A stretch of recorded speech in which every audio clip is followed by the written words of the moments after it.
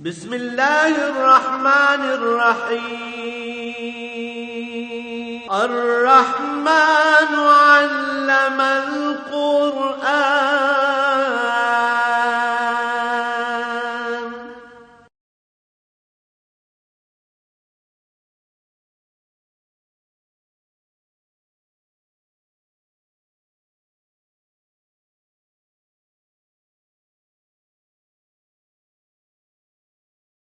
الحمد للہ رب العالمین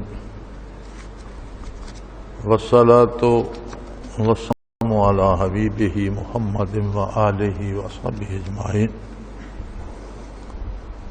اعوذ باللہ من الشیطان الرجیم، بسم اللہ الرحمن الرحیم۔ یا ایھا الذین آمنوا لا تتخذوا الذین اتخذوا دینکم ہزوا ولعبا من الذین اوتوا الکتاب من قبلکم والکفار اولیاء واتقوا اللہ ان کنتم مؤمنین۔ وَإِذَا نَادَيْتُمْ إِلَى الصَّلَاةِ اتَّخَذُوهَا هُزُوًا وَلَعِبًا ذَلِكَ بِأَنَّهُمْ قَوْمٌ لَا يَعْقِلُونَ۔ قُلْ يَا أَهْلَ الْكِتَابِ هَلْ تَنْتَقِمُونَ مِنَّا إِلَّا أَنْ آمَنَّا باللہ وما انزل الینا وما انزل من قبل وان اکثرکم فاسقون۔ قل هل انبئکم بشر من ذلک مثوبۃ عند اللہ من لعنہ اللہ وغضب علیہ وجعل منہم القردۃ والخنازیر وعبد الطاغوت اولئک شر مکانا واضل عن سواء السبیل۔ اللہم سبحانک لا علم لنا الا ما علمتنا انک انت العلیم الحکیم۔ مولایا صلی وسلم دائما ابدا علی حبیبک خیر الخلق کلہم۔ ان آیات مبارکہ سادہ سا ترجمہ یہ ہے کہ اے ایمان والو، ایسے لوگوں کے ساتھ قلبی تعلق یا دلی دوستی نہ رکھو جو تمہارے دین کا مذاق اڑاتے ہیں، اور ایسے لوگ اہل کتاب میں سے بھی ہیں جن کو تم لوگوں سے پہلے کتاب ملی، اور کفار میں سے بھی ہیں۔ سو جو لوگ دین کا مذاق اڑانے والے ہیں ان سے دلی دوستی کوئی معنی نہیں رکھتی، اور اس معاملے میں اللہ کریم کی عظمت کا احساس رکھو۔ واتقوا اللہ، اس کا ترجمہ تو اردو میں کر دیا جاتا ہے ڈر، لیکن یہ ڈر مختلف قسم کے ڈر ہوتے ہیں۔ یہ ڈر جسے تقویٰ کہتے ہیں اور اس کا ترجمہ ڈر کرتے ہیں، یہ ہوتا ہے تعلقات میں ٹوٹ پھوٹ کا ڈر، یعنی اللہ سے جو تمہارا تعلق ہے ایمان کا، عبادت کا، اطاعت کا، اس رشتے میں دراڑ نہ آ جائے۔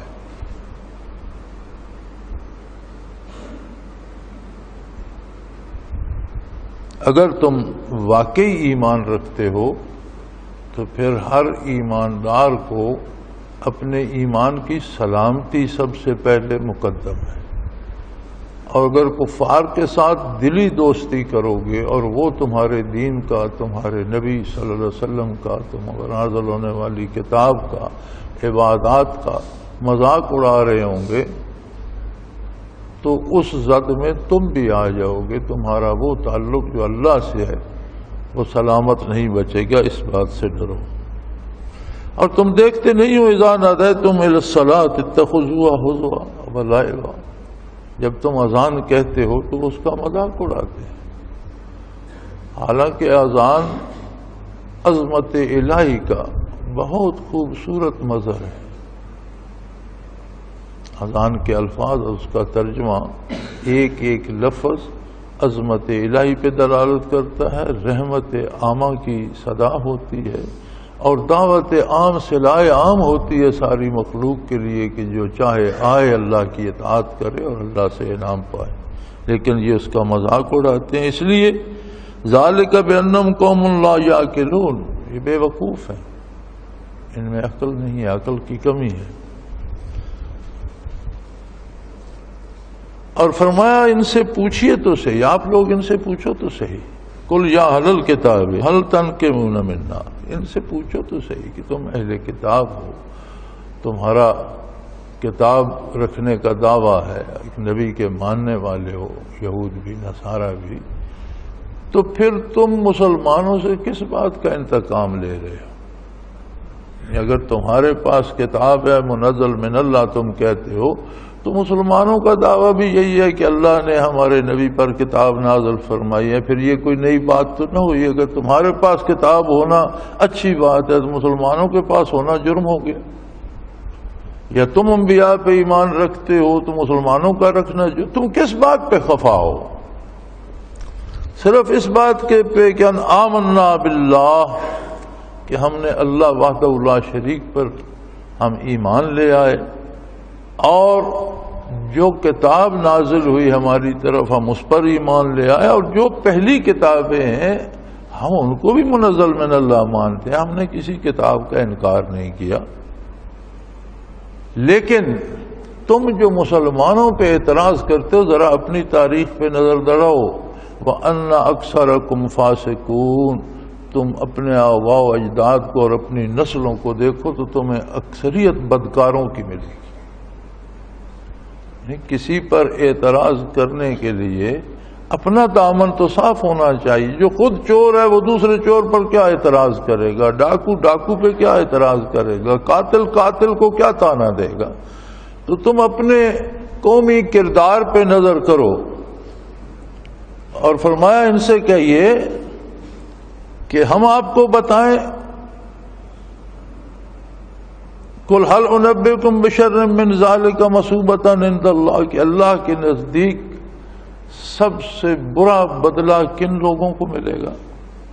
جب بارگاہ الہی میں پیش ہوں گے تو کن پر غضب الہی ہوگا اور بہت سخت سزا کن لوگوں کو ملے گی؟ من لعنہ اللہ وغضب علیہ، جن پر اللہ نے لعنت فرمائی ہے، جن کا کردار ایسا ہے کہ جس کردار پر اللہ کریم نے لعنت فرمائی ہے ان کو سخت بدلہ ملے گا۔ وغضب علیہ، اور ان کو جن پر اللہ کا غضب ہوا، دنیا میں بھی اللہ کے غضب کا شکار ہوئے اور ان کا کردار مسخ ہو گیا، ان کے ایمان ختم ہو گئے، عقیدے ختم ہو گئے، اور پھر ان کی روحانی شکلیں تو ایمان کے بدلنے سے بدل جاتی ہیں۔ اگر ایمان نہیں رہا تو شکل روح کی انسانی نہیں رہتی، لیکن تمہارے آباء و اجداد تو ایسے بدبخت تھے کہ ان کی جسمانی شکلیں بھی بدل گئیں، اور جعل منہم القردۃ والخنازیر وعبد الطاغوت، کوئی ان میں سے بندر بن گئے، کسی کو اللہ نے خنزیر بنا دیا، اور کچھ شیطان کے پجاری بن گئے۔ تم اپنے اس ماضی پہ فخر کرتے ہو اور اس کو حق سمجھتے ہو۔ اولئک شر مکانا واضل عن سواء السبیل، ایسے لوگ سب سے برے ہیں اپنے مقام کے لحاظ سے بھی، اور بہت دور کی گمراہی میں حق سے بہت دور جا پڑے۔ یہ سادہ سا ترجمہ تھا۔ میں یہ ترجمہ اس لیے کر دیتا ہوں کہ تفسیر میں ترجمہ مختلف حضرات کا آتا ہے، اور اس ترجموں کی زبان ہوتی ہے قدیم اردو۔ تو اگلے دن ایک ساتھی کا فون تھا کہ وہ ترجمہ سمجھنے میں مشکل ہوتی ہے، تو میں نے کہا چلو میں ساتھ لفظی ترجمہ بھی کر دیتا ہوں۔ اللہ کریم نے ہر انسان کو حقوق دیے ہیں۔ انسانی حقوق کو دیکھا جائے تو اس میں دو بنیادی حق ہیں، یعنی جتنے حقوق ہیں انسان کے، ان کو اگر تقسیم ہم کریں تو ان کی بنیاد دو حق ہیں۔ ایک حق ہے زندہ رہنے کا، جس نے جان اور زندگی دی ہے اس کو حق حاصل ہے کہ وہ جان اور زندگی واپس لے لے، اس کی دی ہوئی ہے۔ جو زندگی دے نہیں سکتا اسے لینے کا بھی اختیار۔ انسان اگر کسی مرنے والے کا ایک لمحہ موت کو روک کر زندگی میں اضافہ نہیں کر سکتا تو اسے یہ حق نہیں ہے کہ کسی کی زندگی چھیننے کا سبب بنے۔ اللہ کے حکم سے کوئی مارا جائے، اللہ کے قانون کے تحت اسے قانونی ادارے سزا دیں، وہ سب اللہ کی طرف سے ہے۔ لیکن میں آپ دوسرا کوئی، اب ایک قاتل ہے وہ قتل کرتا ہے، قتل کی سزا بھی قتل ہے، قاتل کو قتل ہونا چاہیے، لیکن میں دیکھ رہا ہوں آپ ہمارے سامنے وہ قتل کرتا ہے تو ہم اسے قتل کرنے کے مجاز نہیں، ہم اس کے خلاف شہادت دے سکتے، وہ واجب القتل ہے، لیکن اگر ہم اسے قتل کر دیں گے تو یہ ایک اور قتل ہوگا اور ہم اس میں جرم میں پکڑے جائیں گے۔ وہ ادارے جنہیں، اور یہ یاد رکھیں، انصاف کی بنیاد دین برحق پر ہے، جتنے قانون غیر اسلامی ہیں وہ بھی ظلم ہے، وہ انصاف نہیں ہے۔ ہمارے ہاں ایسے ججز بھی ہیں جو بڑے نیک ہیں، صالح ہیں، اپنی طرف سے پوری کوشش سے انصاف کرتے ہیں، لیکن جو نظام ہے وہ غیر اسلامی ہے، لہذا وہ انصاف نہیں، وہ دوبارہ ظلم ہے۔ انصاف صرف اس معیار میں ہے جو اللہ کے رسول صلی اللہ علیہ وسلم نے مقرر فرما دیا۔ شرعی عدالت جسے سزائے موت شرعی ثبوتوں کی بنا پہ دیتی ہے وہ جائز۔ اب یہ جو زندہ رہنے کا حق ہے، یہ صرف یہ نہیں کہ اسے قتل نہیں کیا جائے گا، اس ایک حق میں زندگی کے سارے حقوق پوشیدہ ہیں، یعنی اسے روزی کا انتظام اس کا کیا جائے، اسے رزق دیا جائے، اس کی ملازمت، اس کے بچوں کی تعلیم، اس کے بیماروں کا علاج، جتنی ضروریات زندگی ہیں وہ ادارہ جو حکومت کرتا ہے، جسے آپ حکومت کہتے ہیں، اس حکومت کے ذمے ہیں کہ ہر شہری کی زندگی اور حیات کا اہتمام کرے، ایک سی تعلیم ہو بچوں کی۔ یہ جو جتنے بنے ہوئے ہیں، یہاں ایچیسن کالج بن گیا، برن ہال بن گیا، غریبوں کے بچے درختوں کے نیچے بیٹھ کر پڑھیں، یہ سارا ظلم ہے، یہ سارا خلاف اسلام ہے، خلاف انصاف ہے۔ ایک نصاب ہونا چاہیے، ایک معیار ہونا چاہیے۔ درختوں کے نیچے زمین پر بیٹھ کر پڑھنا ہے تو کسان کا بیٹا بھی وہیں بیٹھے، وزیر اعظم کا بیٹا بھی وہیں بیٹھ کے پڑھے۔ بڑے بڑے ہالوں میں ڈیسکوں پہ بیٹھ کے پڑھنا ہے، کرسیوں پہ، تو غریب کا بیٹا بھی وہیں بیٹھے اور امیر کا بیٹا بھی وہیں بیٹھے۔ اگر ایئر کنڈیشنڈ ہال میسر ہے تو سب کے لیے ہے، اور نہیں ہے تو سب کے لیے نہیں ہے۔ یہ بنیاد، اس میں مومن اور کافر کا بھی فرق نہیں، کافر کے بیٹے کو بھی وہی سہولت دی جائے گی جو مومن کے بیٹے کو تعلیمی سہولت دی جائے گی۔ بیماری میں علاج معالجے کی وہی سہولتیں کافر کے لیے بھی ہوں گی جو مومن کے لیے ہوں گی، اور تعلیم، علاج معالجہ اور روزگار، یہ بنیادی ضرورتیں جتنی ہیں یہ حکومت وقت کی ذمہ داری ہوتی ہے۔ اللہ کریم نے اسلام میں جو ٹیکس کا نظام بنایا ہے وہ بڑا خوبصورت ہے، وہ کسی غریب پہ نہیں آتا۔ کسی سرمایہ دار کے پاس جو سرمایہ 1 سال تک سرپلس رہتا ہے، جمع رہتا ہے، سال کے بعد 100 میں سے 2.5 روپے اس پر ٹیکس آ جاتا ہے۔ اس کے زکوٰۃ کا نام دیا قرآن کریم نے۔ زکوٰۃ کا معنی ہوتا ہے پاکیزگی، یعنی یہ مال کو پاک کر دیتا ہے۔ اب طریقہ کار اسلامی حکومت کا یہ ہے کہ بنیادی ٹیکس زکوٰۃ ہے۔ پورے ملک کے صاحب نصاب لوگ زکوٰۃ مرکز کو دیں، جو طریقہ کار تھا نبی کریم صلی اللہ علیہ وسلم کے زمانے میں۔ عاملین زکوٰۃ مقرر ہوتے تھے، وہ پوری مملکت سے زکوٰۃ جمع کرتے تھے، اس سے بجٹ بنتا تھا ملک کا، اس سے تعلیم کا بجٹ بنتا تھا، اس سے غریبوں کے روزگار کا بجٹ بنتا تھا، بے روزگاروں کو وظیفے دینے کا بجٹ بنتا تھا، اسے جو جہاد میں شہید ہوتے تھے ان بیواؤں کو دینے کا بجٹ بنتا تھا، اور جو نو مسلم اسلام قبول کر کے اسلامی ریاست میں آتے تھے اور ان کے پاس گھر یا کھانا کو کچھ نہیں ہو، ان کو دینے کے لیے بنتا تھا۔ زکوٰۃ اتنی ہو جاتی ہے کہ ملک کی ضروریات کو کافی ہو رہتی۔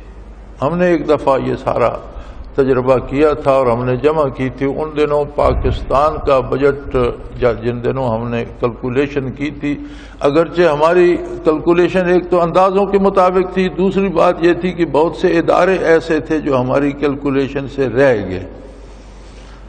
جیسے ٹرانسپورٹ ہے، بسوں ٹرکوں کی، ان کا ہمیں اندازہ نہیں تھا کہ بسوں والوں ٹرکوں والوں کی کیا آمدنی ہے سالانہ، اس پہ زکوٰۃ کتنی آئے گی. ہوٹلنگ کا پورا شعبہ رہ گیا کہ ہوٹلوں کی کتنی آمدن، کتنا خرچ ہوتا ہے، یہ ہمارے تجربے میں نہیں تھا جو دوست ہم نے اس پہ لگائے.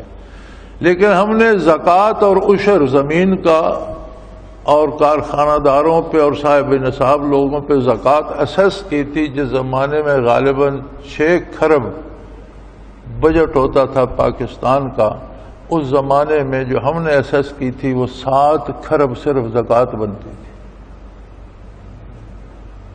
عشر اور زکوٰۃ، پیداواری ٹیکس اور مال کا ٹیکس جمع کیا جائے تو اس حساب سے اس زمانے میں بجٹ سے زیادہ بنتی تھی.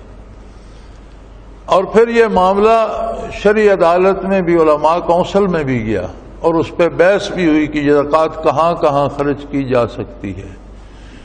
تو اس میں صرف ایک شرط لگائی تھی علماء کونسل نے کہ جو غیر ملکی قرضے ہیں، قرض ادا کرنے میں بھی زکوٰۃ دی جا سکتی ہے، سود میں زکوٰۃ کا پیسہ نہیں دیا جا سکتا.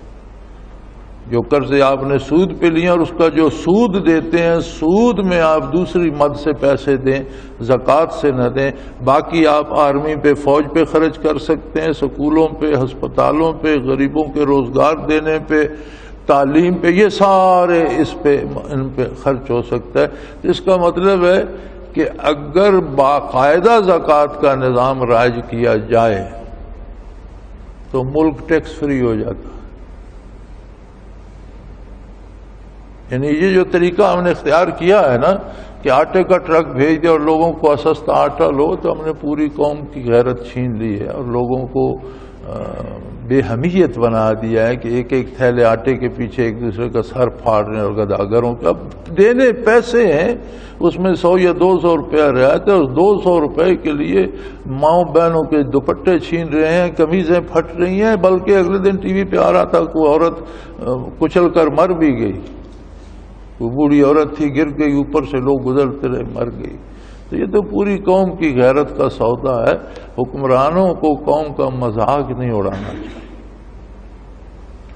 یہی پیسہ کھربوں روپے جس کا یہ کہہ رہے ہیں ہم آٹا مفت دے رہے ہیں، یہی پیسہ ٹیکس کی مد میں دے دیتے، ایک تیل کی مد میں دے دیتے کہ اتنے کھرب حکومت دے گی، لہذا پنجاب میں تیل 60 روپے لیٹر کی بجائے 40 روپے لیٹر ہوگا. یقین مانے نمک سے لے کر آٹے تک ہر چیز سستی ہو جاتی، ہر بندے کو فائدہ پہنچتا. لیکن یہ تماشا تو نہ بنتا نا کہ حکمران بیٹھ کر ٹی وی پہ تماشا دیکھیں اور لوگ کس طرح قمیضیں پھٹ رہی ہیں، ماؤں بہنوں کی دوپٹے اتر رہے ہیں، دھکے کھا رہے ہیں بوڑھے جوان، کوئی گر رہا ہے، کوئی اٹھ رہا ہے، تو وہ تو دیکھ کے خوش ہو رہے ہیں. تو بہرحال میرا وہ موضوع نہیں ہے، میں اپنے موضوع کی طرف آتا ہوں کہ فرمایا جو لوگ دین کا مذاق اڑاتے ہیں، یعنی اہل کتاب بھی ہیں، ان میں یہود بھی ہیں، نصارہ بھی ہیں، الذین اوتوا الکتاب من قبلکم والکفار، اور اس میں وہ بھی ہیں جو بغیر کتاب کے، جو بے دین کافر ہیں، جو منکر ہیں.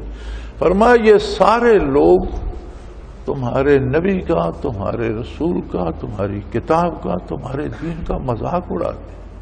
تم کس برتے پر ان کو دوست بناتے ہو؟ تم کس برتے پر ان کے سامنے دستے سوال دراز کرتے ہو؟ تم کس برتے پر ان سے مانگ کر کھاتے ہو؟ کیا تمہاری غیرت ایمانی کو یہ سب کچھ گوارا ہے؟ جلوس نکالتے ہو کہ توہین رسالت ہو گئی اور پھر انہی کے دروازے پر جھولی پھیلا کر مانگنے جاتے ہو. تمہیں غیرت نہیں آتی؟ تمہاری ان کی دوستی کیسی؟ یہ نہیں ہے کہ کافروں کو جینے دو، انہیں قتل کر دو، ان کا دانا، یہ نہیں کہا. فرمایا انہیں زندگی کی اگر اسلامی ریاست میں ہیں اور مسلمانوں کی ذمہ داری ہے تو انہیں زندگی کی پوری سہولتیں دو، بلکہ اسلام نے یہاں تک فرمایا ہے کہ اسلامی ریاست میں جو غیر مسلم رہتے ہیں ریاست کا دفاع ان کی ذمہ داری نہیں ہے۔ ریاست پر آفت آئے تو جانیں دینا مسلمانوں کی ذمہ داری ہے جو ریاست کے مالک ہیں، ان کی جان مال اور گھر کا تحفظ بھی مسلمانوں کی ذمہ داری ہے۔ وہ جزیہ دیں گے، وہ ٹیکس دیں گے اس تحفظ کا، لیکن انہیں باہر نکل کر لڑنے کی ضرورت نہیں ہے، وہ مسلمانوں کی پناہ میں۔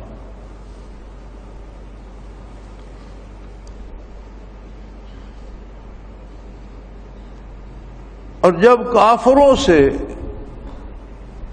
دلی دوستی محبت نہیں ہو سکتی،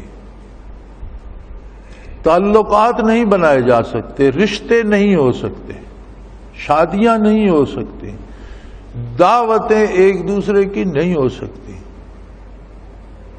ہاں جو انسانی تعلقات ہیں، کوئی پڑوسی ہے اس کے حق ہیں، وہ غریب ہے اسے آپ کھانے کے لیے دے دیتے ہیں، بیمار ہے آپ اس کی مدد کر دیتے ہیں، ضرورت مند ہے ضرورت کی مدد کا، وہ الگ بات ہے۔ صدقہ دے، زکوٰۃ نہیں، فرض صدقات کافر کو نہیں دیے جائیں گے، نفلی صدقات آپ کافر کو بھی دے سکتے ہیں، لیکن دوستی نہیں ہو سکتی، دلی راز نہیں بتائے جا سکتے کہ وہ ہمیشہ تمہاری مخالفت کریں گے، اور اس کی ایک ہی دلیل کافی ہے کہ جب وہ تمہارے دین کا مذاق اڑاتے ہیں اور پھر پیچھے باقی تمہارے پاس بچا کیا؟ اسلام مسلمان کون ہے؟ وہ جس کی جان مال آبرو دین پر قربان ہونے کے لیے ہر وقت تیار ہو، جسے اولاد سے جان مال سے ہر چیز سے دین عزیز ہو۔ نبی کریم صلی اللہ علیہ وسلم کا ارشاد ہے لا یؤمن احدکم، تمام امت مسلمہ کو خطاب فرمایا کہ سب سن لو، تم میں سے کوئی بھی اس وقت تک مسلمان نہیں ہو سکتا حتی اکون احب الیہ من والدہ و ولدہ والناس اجمعین او کما قال رسول اللہ صلی اللہ علیہ وسلم، والد سے، اولاد سے، روئے زمین کے انسانوں سے بڑھ کر جب تک وہ مجھے محمد الرسول اللہ کو محبوب نہ رکھے مسلمان نہیں ہو سکتا۔ تو اسلام اور ہے کیا؟ اگر کوئی دین کا مذاق اڑاتا ہے، اذان کی تصدیق کرتا ہے، مجھے اگلے دن ایک بتا رہا تھا، لوگ غلط بھی کہتے ہیں ماشاءاللہ، کیا پتا، میں نے نہیں سنا، لیکن اس کی ہمارے ایک وفاقی وزیر کے بارے میں بتا رہا تھا کہ اسلام آباد میں جب اذانیں ہوتی ہیں تو وہ گھر میں کھڑا ہوا گالیاں دے رہا ہوتا ہے کہ انہوں نے تنگ کیا ہوا ہے۔ کہ ایک مسلمان پر یہ بات کہاں سے آ گئی؟ کافروں کی دوستی سے کافروں والی خصوصیات آ جاتی ہیں۔ جب مانگنے کافروں کے دروازے پہ جاتے ہیں، مانگ کر ان سے کھاتے ہیں۔ ہمارے وفاقی وزیر دورے پہ گئے، میرے پاس تصویر اندر کمپیوٹر میں اس وقت بھی موجود ہے، وہ یوٹیوب پہ انہوں نے لگا دی۔ وہ یوٹیوب ایک نیا تماشا بن گیا ہے، کوئی تصویر اس پہ چڑھا دو، وہ پوری دنیا میں جس کا جی چاہے کمپیوٹر کھول کے دیکھ لیں۔ ہمارے دو مرکز کے وزیر، اب بھی وزیر ہیں ماشاءاللہ، امریکہ دورے پہ گئے ہوئے تھے تو وہ ہمر کی لیموزین میں سوار تھے۔ وہ لیموزین کا وہ باہر سے بھی دکھاتے ہیں ہمر کی لیموزین ہے، اور وہ میرا خیال ہے اس ہمر سے 3 گنا لمبی ہے۔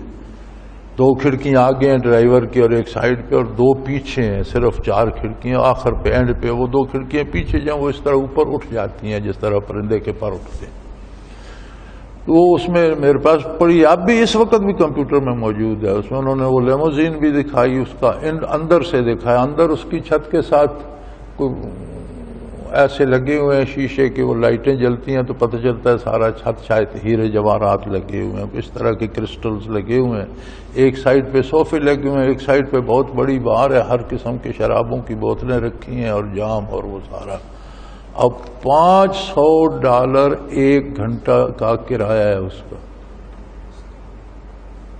یہ بھی اس میں لکھا ہوا ہے نیچے جو ڈیٹیل دیے ہیں کہ اس کا کرایہ 1 گھنٹے کا $500 ہے۔ اس غریب ملک کے امیر وزراء وہاں بیٹھ کر عیاشی کر رہے ہیں اور شراب پی رہے ہیں اور موج کر رہے ہیں. اس گاڑی سے اترتے وہ دکھاتے ہیں, جہاں اتر رہے ہیں وہاں ان پر ڈالروں کی بارشیں ہو رہی ہیں اور اچھل کود ہو رہی ہے اور تماشا بن رہا ہے. یہ کیا ہے؟ یہ سب اسلامی ریاست کے وزراء ہیں. یہ کیوں ایسے ہیں؟ یہ تو وہ لوگ ہیں جب یہ پیدا ہوئے تھے تو ان کے کان میں پہلی آواز اللہ اکبر کی آئی تھی. اشہد اللہ الہ الا اللہ اشہد ان محمد رسول اللہ ان کے کان میں بھی آیا. پھر ایسے کیوں ہو گئے؟ ایک ہی وجہ نظر آتی ہے, کافروں کی دوستی نے انہیں یہاں پہنچایا. وہ ہمارے پنجابی میں کہتے ہیں کہ ہمارے ہاں چونکہ اب ٹریکٹر آگے ساری زراعت بیلوں سے ہی ہوتی تھی اور کچھ بیل اس میں اچھے کچھ برے کچھ شرارتی کچھ مارنے والے کچھ نہ مارنے والے. تو وہ ہمارے بزرگ ایک کہاوت کہا کرتے تھے کہ دھولے نال پیلا بن چھوڑو تو کچھ عرصے بعد وہ بھی وجہ ہوگا نا. یعنی کسی برے بیل کے ساتھ کوئی اچھے والا باندھ دو تو کچھ عرصے بعد اس کی عادتیں بھی ویسی خراب ہو جاتی ہیں. جانوروں تک میں یہ اثر ہوتا ہے کہ اگر ان کا ایک تھان پہ ایک کھرلی پہ انہیں باندھ دیں تو کچھ ایک نہ مارنے والا ایک مارنے والے بیل کے ساتھ کچھ عرصے بعد وہ بھی مارنا شروع کر دیتا. وہ ضرب المثل اس لیے تھی کہ برے لوگوں کی مجلس سے اجتناب کیا جائے, ورنہ اگر نیکوں کے ساتھ بیٹھنے والا نیک ہو سکتا ہے تو بدکاروں کے ساتھ بیٹھنے والا بدکار کیوں نہیں ہو جائے؟ تو فرمایا جب ان کا یہی ظاہر دیکھ لو کہ وہ تمہارے دین کا مذاق اڑاتے ہیں. اگرچہ اب ہمارے ارباب اقتدار بھی دینداروں کا بھی مذاق اڑاتے ہیں, دین کا بھی مذاق اڑاتے ہیں. مساجد پر توپیں چلا دی جاتی ہیں, فاسفورس بم برسا دیے جاتے ہیں, بے گناہ بچوں بچیوں اساتذہ کو شہید کر دیا جاتا ہے. کہتے ہیں یہ سارے مفسد تھے. اور یہ جتنے دہشت گرد مارے جا رہے ہیں, اب کسی کے ماتھے پہ تو نہیں لکھا ہوا یہ دہشت گرد. اگر کوئی ظلم کرتا ہے, لوگوں کو قتل کرتا ہے, ٹھیک ہے اسے قتل ہونا چاہیے, لیکن یہ اندھا دھند کی فائرنگ جو ہے اور اندھا دھند کی بمبارڈمنٹ جو ہے, اس میں کیا سارے دہشت گردی مرتے؟ ہمارے جماعت کے ایک حلقے کے ساتھی تھے, ذاکر تھے, ان کی عادت تھی, مزاج تھا ان کا, اور انہوں نے ایک عادت بنا لی تھی کہ جب بھی وضو کر چکتے تو کھڑے ہو جاتے اور آسمان کی طرف انگلی اٹھا کر کلمہ شہادت پڑھا کرتے تھے. ہاتھ کی یہ پنجہ بند کر کے یہ انگلی کر کے کلمہ شہادت پڑھتے تھے. یہ ان کی پکی عادت تھی. بعض روایات میں ملتا ہے سورہ والتین پڑھی جائے, کچھ کوئی کلمہ پڑھ لیا. ان کی عادت تھی کہ وضو سے فارغ ہوتے تو وہیں کھڑے کھڑے اس طرح شہادت کی انگلی اٹھا کر. تو گاؤں خالی ہو گیا, وہ جنوبی وزیرستان میں تھے. تو دن ساتھی اجتماع پہتے ہوئے بتا رہے تھے کہ وہ اس طرح سے کھڑا ہو کے کلمہ پڑھ رہا تھا, اوپر سے بم گرا تو سارا وجود ان کا ہمیں کوئی پرزہ نہیں ملا, یہ بازو مل گیا اور اس نے اسی طرح انگلی کی ہوئی تھی. تو ہم نے اسے کفن دے کے بازو کا جنازہ پڑھا اور اسے دفن کر. تو کوئی امتیاز تو کوئی فرق تو ہونا چاہیے کون کس کو مار رہا ہے. اب اگر دہشت گرد مارتے ہیں تو وہ کس کو وہ بھی پرواہ نہیں کرتے. جہاں رش دیکھتے ہیں پولیس کا ہے, آرمی کا یا سول کا ہے, وہاں وہ بمبارڈ کر دیتے ہیں, بے گناہ لوگ مارے جاتے ہیں. لیکن کیا جو ڈاکو یا دہشت گرد کرتے ہیں حکومت بھی ویسا ہی کرے؟ تو پھر ڈاکوؤں میں اور حکومت میں, اداروں میں اور چوروں میں فرق کیا رہا؟ حکومت کو تو چاہیے کہ چوروں کو ٹریس کرے, تلاش کرے, ڈاکوؤں کو ڈھونڈے, جو جنرل پبلک ہے وہاں ان سے بات کرے, تلاش کرے. اگر کوئی ڈاکو کو پناہ دیتا ہے تو ساتھ ڈاکو کے مارا جائے, ٹھیک ہے. لیکن یہ کیا 40 میل دور توپیں نصب کر دی اور ڈزا ڈز ہو, جس کا جی چاہے, جو مر گیا وہ دہشت گرد, جو بچ گیا وہ ٹھیک ہے.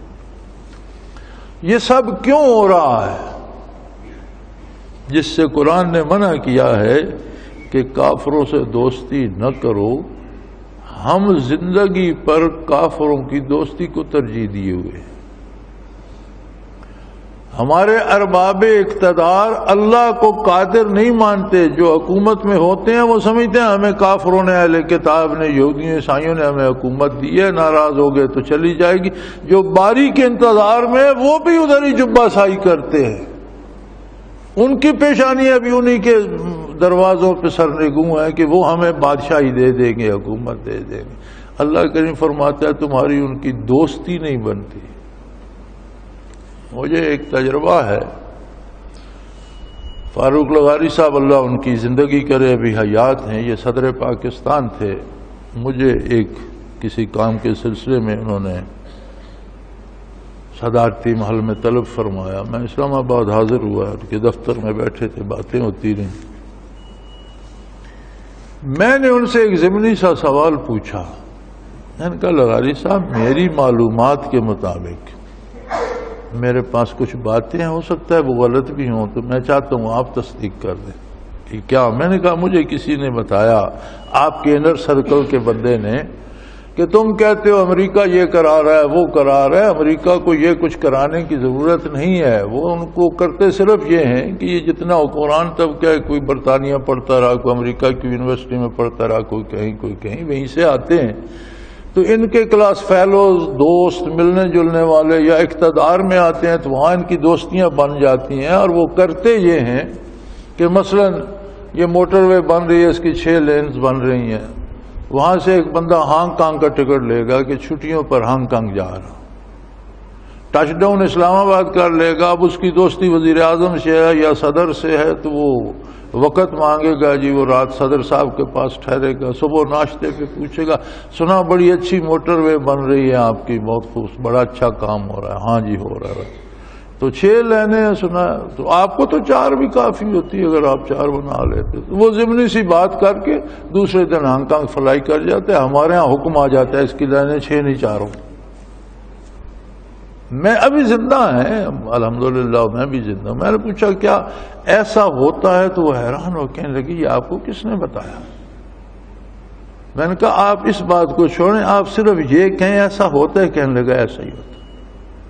یہ آپ کے اس وقت صدر تھے پاکستان کے. کہنے لگے یار ہم نے محسوس ہی نہیں کیا کہ یہ کیا ہوتا ہے، لیکن ایسا ہو جاتا.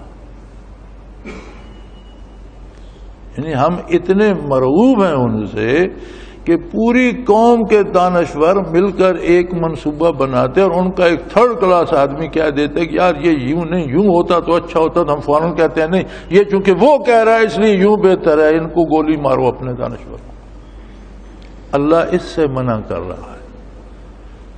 کافر سے روٹی چھیننے کا نہیں کہہ رہا، کافر کے حقوق چھیننے کا نہیں کہہ رہا. 2 حق دیے اللہ نے، زندہ رہنے کا، دوسرا حق مذہب رکھنے کا.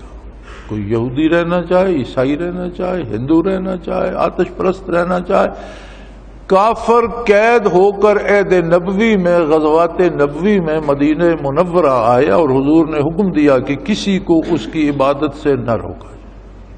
اگر بتوں کی پوجا کرتا ہے تو بتوں کی پوجا کرے، آگ کو پوجتا ہے تو آگ کو پوجے. تبلیغ کر سکتے ہو، کسی کو مطمئن کر سکتے ہو، مشورہ دے سکتے ہو، روک نہیں سکتے. جو جس کا عقیدہ ہے اس کے مطابق رہے. جو کھانا خود کھاؤ گے غلام بھی وہی کھائے گا. جتنا کام وہ کر سکتا ہے اس کا حکم دو گے، جو اس کی بساط سے باہر ہے اس کا اسے حکم بھی نہیں دے سکتے. جیسا لباس خود پہنو گے ویسا اس کو بھی پہنو. یعنی زندگی کی ساری سہولتیں کافر کو دی جائیں گی، لیکن مومن اور کافر کے درمیان دوستی نہیں ہوگی. اس لیے نہیں ہوگی کہ کیچڑ اور دھلے ہوئے کپڑے کے درمیان دوستی دھلے ہوئے کپڑے کو نقصان دیتی ہے، کیچڑ کو نہیں.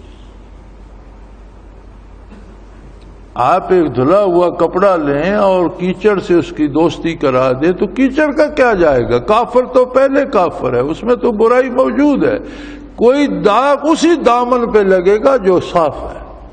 سو فرمایا ان سے دلی دوستی کی قطعاً کوئی گنجائش نہیں ہے.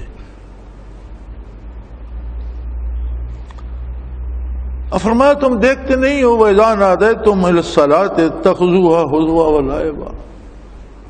تم اللہ کی بڑائی اور عظمت کا اعلان کرتے ہو، تم نبی کریم صلی اللہ علیہ وسلم کی رسالت کا اعلان کرتے ہو، تم اللہ کی عبادت کی طرف دعوت. کتنے خوبصورت الفاظ ہیں، کتنے سنجیدہ الفاظ ہیں، کتنے پر نور اور محبت بھر. کسی کو روب داب نہیں دیا جاتا، پیار اور محبت سے بلایا جاتا.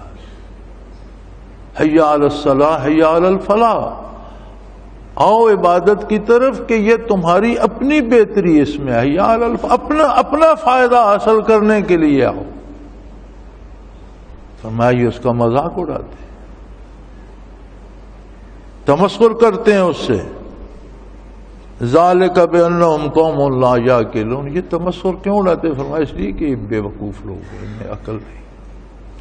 حضرت رحمۃ اللہ تعالی علیہ کے پاس ہم بیٹھے تھے، حاضری تھی، ماہانہ اجتماع تھا یا ویسے حاضر ہوئے تو بہت سے ساتھی بیٹھے تھے. حضرت قاضی صاحب تھے. حضرت قاضی صاحب سادہ آدمی تھے، کاشتکار آدمی تھے، پڑھے لکھے نہیں تھے، مناظر اچھے تھے، مشاہدات اچھے تھے، نیک آدمی تھے. بہت بوڑھے ہو گئے تھے تو ایک دن میں نے پوچھ لیا کہ حضرت کتنے نوافل ادا کرتے ہیں آپ رات دن میں؟ کہنے لگے اب مجھ سے نہیں پڑھے جاتے، میں بوڑھا ہو گیا ہوں، میں اب نہیں پڑھ سکتا زیادہ. بس تم یا مجھے تنگ کرتے ہو تو میں بتا دیتا ہوں، بس 500 رکعت رات دن میں پڑھ سکتا ہوں، اب زیادہ نہیں پڑھے جاتے، بوڑھا ہو گیا ہوں، زیادہ اٹھ بیٹھ نہیں سکتا. اس پائے کے لوگ تھے. تو نہرو مر گیا تھا ان دنوں، جو وزیر اعظم تھا ہندوستان کا. تو مجلس میں کسی نے بات کی، اسی دن خبر آئی تھی یا 2 دن پہلے آئی تھی کہ جی نہرو مر گیا ہے، اور بڑا دانشور اور بڑا زیرک سیاستدان تھا اور بڑا دانا آدمی تھا. تو قاضی صاحب بول کو کہنے لگے وہ مسلمان تھا؟ نہیں جی ہندوؤں کا وزیر اعظم تھا، ہندو تھا. وہ کہنے لگے زیرک ہوتا تو محمد الرسول اللہ کو نہ پہچان لیتے؟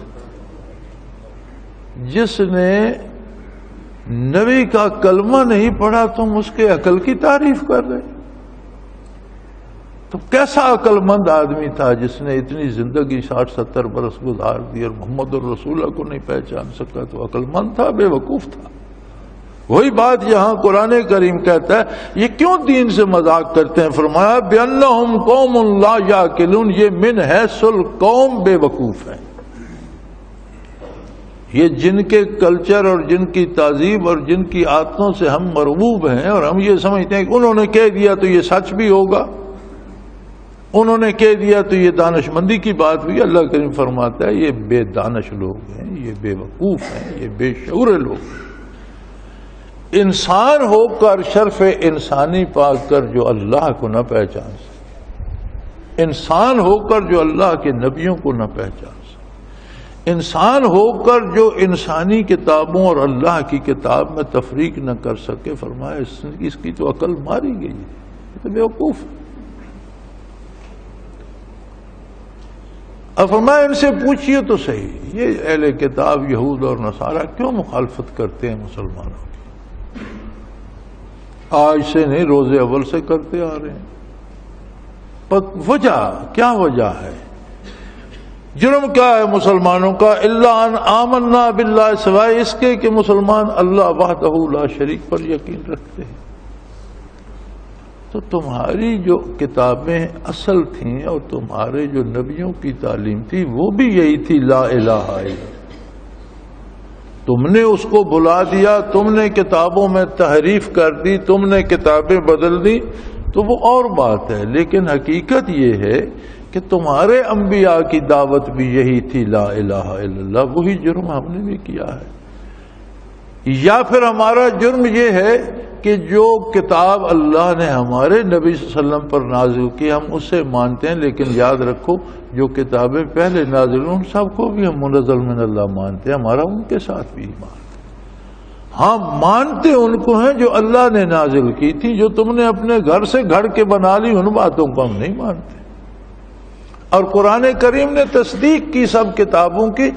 جن احکام کی قرآن تصدیق کرتا ہے وہ اللہ کی طرف سے ہیں، اور جو تم نے گھر سے گھڑ لیے تمہاری بات ماننا تو ہم پہ ضروری نہیں ہے. اور یہی جرم ہے ہمارا تو یہ جرم تم ہم سے پہلے کر چکے ہو. تم اللہ کے نبیوں کو مان چکے ہو, تم نے اللہ کو مانا, تم نے اللہ کی کتاب کو مانا. اب اگر نبوت اور کتاب مسلمانوں کے پاس ہے اور پہلے نبیوں کو بھی نبی مانتے ہیں, پہلی کتابوں کو بھی کتاب الہی مانتے ہیں, تو پھر کس بات پہ خفا ہو تم؟ اور یہ بھی یاد رکھو وَأَنَّ أَكْثَرَكُمْ فَاسِقُونَ. مسلمانوں پہ تو اعتراض کرتے, ذرا اپنا کردار بھی دیکھو, اپنا قومی کردار دیکھو. قرآن دعوت دیتا ہے تم میں سے اکثریت بدکاروں کی ہے. شراب خور تم ہو, بدکار تم ہو, فاسق و فاجر تم ہو, خواتین کی عزت کو سرے عام نیلام کرنے والے لوگ تم ہو, خواتین کو کھلونا بنانے والے لوگ تم ہو, شراب خور تم ہو, خنزیر خور تم ہو, ہر نجاست کھانا تمہاری عادت ہے, ہر حرام چیز تم رغبت سے کھاتے ہو, سود کھاتے ہو, شراب پیتے ہو, خنزیر کھاتے ہو, بدکاری کرتے ہو, اور پھر مسلمانوں پہ اور اسلام پہ اعتراض کرتے ہو. خود جو سیاہی کے سمندر سے غوطہ کھا کے نکلے, وہ کسی سفید پوش براق لباس والے کو کہے تمہارا لباس ذرا ٹیڑھا سا ہے, اس میں لکیر ہے. وہ اپنا تو دیکھو, اپنی حالت دیکھو. تمہارے ہاں نہ ماں کی ممتا محفوظ ہے, نہ بیٹی کی عزت, نہ بیوی کی حرمت محفوظ ہے, نہ کوئی بہن اور بھائی کی کوئی حرمت محفوظ ہے, نہ رشتوں کی حرمت ہے, نہ کھانے میں حلال ہے. دنیا کی غلیظ ترین چیزیں, کیچوے تک تم کھائے جا رہے ہو, خنزیر تم کھاتے ہو, لابسٹر تم کھاتے ہو, پینے میں شراب. اپنا کردار تو دیکھو, تمہارے پاس ہے کیا اعتراض کرنے کے لیے؟ وَأَنَّ أَكْثَرَكُمْ فَاسِقُونَ. یقیناً تمہاری اکثریت بدکاروں کی ہے, تمہارا کردار بہت برا ہے, تمہارے طریقہ کمانے کا طریقہ ناجائز ہے, خرچ کرنے کے طریقے ناجائز ہیں, تمہاری غذا حرام ہے, تمہاری تہذیب غیر مہذب ہے. جسے تم تہذیب کہتے ہو اس میں تہذیب نام کی کوئی چیز نہیں. دکھ کی بات یہ ہے کہ اس دوستی کے طفیل وہ بد تہذیبی جس کا انہوں نے تہذیب نام رکھا ہے, وہ کسی نے ایک مصرع کہا تھا کہ اندھیر ہو رہا ہے بجلی کی روشنی میں. تہذیب کے نام پر کون سی بد تہذیبی ہے جو اہل مغرب نے, اہل کتاب نے اور کافروں نے روا نہیں رکھی؟ یعنی کفار میں, ہندوؤں میں بھی دیکھ لو, بے حیائی اور برائی عبادت کا درجہ رکھتی. ان کافروں میں بھی دیکھ لو, کسی کی عزت اور حرمت محفوظ نہیں ہے. لیکن افسوس یہ ہے کہ آج اس اسلامی ریاست میں بھی کوئی ٹی وی آن کر لیں, مسلمانوں کی بیٹیاں, مسلمانوں کی بہنیں, مسلمانوں کی مائیں سفید بالوں والی بھی بے پردہ ہی نظر نہیں آئیں گی, اچھلتی کودتی, ایک دوسرے کے گلے میں باہیں ڈالتی اور بے حیائی کا ہر عمل کرتی نظر آئیں گی, اور باپ اور بھائی اور بیٹے بیٹھے تالیاں بجا رہے ہوتے ہیں. یہ کیسی مسلمانی اور کیسی اسلامی ریاست؟ اس میں کیوں آ رہا ہے یہ جس سے قرآن کریم منع کر رہا ہے نا کافر کی دوستی سے؟ اس کے آنے کا وہی لنک, وہی ذریعہ, وہی سبب ہے, وہی راستہ ہے کہ وہ اکثرکم فاسقون, تمہاری اکثریت بدکاروں کی ہے. جتنی جس کی ان سے دوستی ہے اتنی بدکاری اب اس کے گھر میں بھی آ گئی. اور چونکہ برسر اقتدار طبقے کی دوستی زیادہ ہے, وہاں زیادہ آ گئی ہے, اب ان کے اختیار میں ہے, وہ غریب کو بھی دیکھنے پہ مجبور کر رہے ہیں. صابن کا اشتہار ہوتا ہے, جوتے کا اشتہار ہوتا ہے, کپڑے کا اشتہار ہوتا ہے. آپ یقین مانیں کہ آپ بیوی بچوں کے ساتھ بیٹھ کر وہ اشتہار نہیں دیکھ سکتے, شرم آ جاتی ہے, چینل بدلنا پڑتا ہے. تو اشتہار جوتے کا، اس میں نیم برن خواتین دکھانے کی کیا ضرورت ہے؟ صابن کا اشتہار ہے، اس میں خاتون ننگی بیٹھی ہے، جہاں تک تو دکھا دیتے ہیں وہ صابن مل رہی ہے. خدا کا خوف، کوئی شرم، کچھ حیا، کوئی بندہ بھی صابن لگا سکتا ہے، اور بندے کو بھی ننگا تو نظر نہیں آنا چاہیے. ہاتھوں پہ بھی صابن لگایا جا سکتا ہے، منہ پہ بھی، بال بھی دھوئے جا سکتے ہیں. کوئی ضروری ہے کہ بے لباس بندہ دکھایا جائے؟ یہ تو اشتہاروں کی بات ہے. آگے فلموں کو چھوڑے، میں نے تو دیکھی نہیں، فلموں میں اس سے زیادہ ہی یقیناً ہوتا ہوگا. یا جو بڑا ایک تہذیبی ورثہ ہے ہمارا، کوئی کلاسیکی موسیقی ہے اور کوئی وہ آج کی ایک اچھل کود موسیقی ہے، پتہ نہیں اس میں موسیقیت کہاں سے ہے اور کیا ہے. ایک ادھر چھلانگ لگاتا ہے لنگور کی طرح، ادھر چلا جاتا ہے، ادھر والا کودتا ہے، ادھر چلا. اس میں کیا موسیقیت ہے؟ نہ اس کے شعر صحیح ہیں، نہ اوزان صحیح ہیں، نہ مصرے صحیح ہیں، نہ کوئی مفہوم، اور نہ کسی کے کچھ پلے پڑتا ہے. پتہ نہیں کس بات پہ سر دھن رہے ہوتے ہیں. کم از کم میں نے جب دیکھا میرے پلے تو نہیں پڑا. شاید کسی کو سمجھ آتی ہوگی. ادھم سا مچا ہوا ہوتا ہے، ایسے پتہ چلتا ہے جیسے بندر اچھل کود کر رہے ہیں، اور وہ کیا ہے جی، اس بڑی تعریف ہوئی. تو یہ سب بے حیائی، برائی کہاں سے آ گئی؟ کافروں کی دوستی سے. قرآن کریم اس لیے منع کر رہا ہے کہ کافر کے ساتھ تعلقات کی ایک لمٹ ہے، ایک حد ہے، اس سے آگے دلی دوستی اس کے ساتھ نہیں ہو سکتی. وآخر دعوانا ان الحمدللہ رب العالمین. اللہ اللہ اللہ اللہ اللہ اللہ اللہ اللہ.